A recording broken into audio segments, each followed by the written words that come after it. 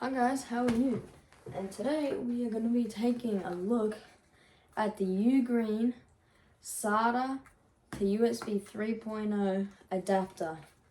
Allow us to do is basically it's going to allow us to connect a SATA for like a power and then a transfer, which will then go to a USB 3.0 right there.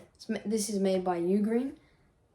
And you would connect this to a hard drive and then you can connect that externally, so basically an internal hard drive.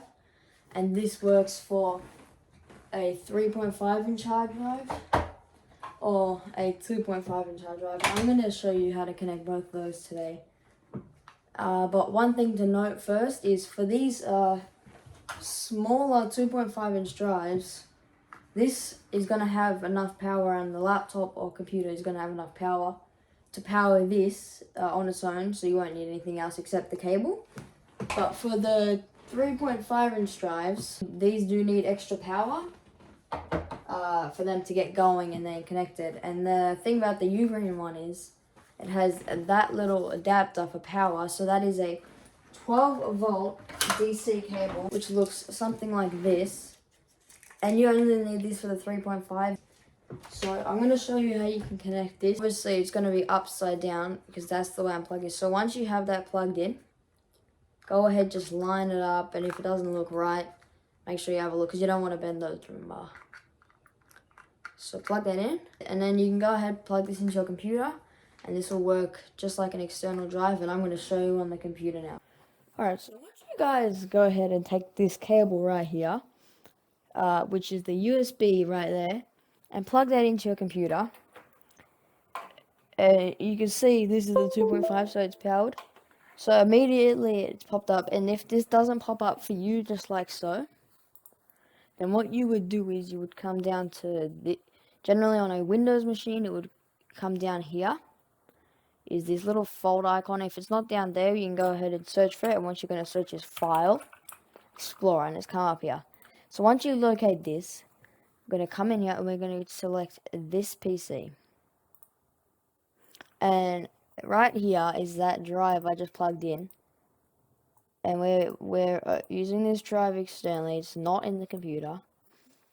Obviously we've got internal drives, but then this is the one I plugged in. And I can show that. Unplugging gets rid of it. So it just works as if it was a normal drive on the computer, and you can create folders, read and write to it. Hi guys, just looked at our 2.5 inch drive there, and we're going to be taking a look at our 3.5 inch drive now. Right here. So this is a Seagate Barracuda 2TB 3.5 inch internal drive.